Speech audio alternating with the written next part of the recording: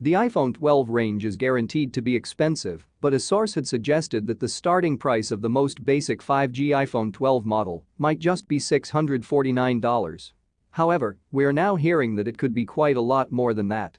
According to analyst Jeff Pu, in a research note obtained by Mac Rumors, the 5.4-inch iPhone 12 will actually start at $749.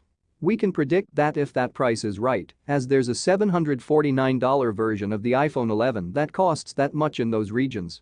That price, however, would be $100 more than the previous rumor and $50 more than the starting price of the iPhone 11. That's despite the iPhone 12 being rumored to have a smaller screen and potentially no AirPods or charging plug in the box. So why the higher price? Pu claims that it's down to the rumored addition of 5G and an OLED screen, whereas the iPhone 11 is a 4G device and has an LCD screen. We have seen 5G push up the prices of other phones, so this is certainly possible, though we would of course take the claim with a pinch of salt for now, especially as it's at odds with a previous leak. While Pu only talks about the standard iPhone 12, the source of the $649 claim, who's a reputable leaker, also said that the 6.1-inch iPhone 12 Max would start at $749.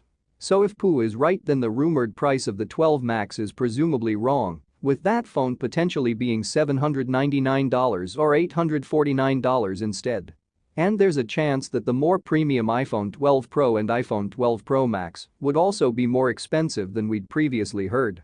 But Pu may not be right, and even if he is, there's hope for those who want a cheaper iPhone.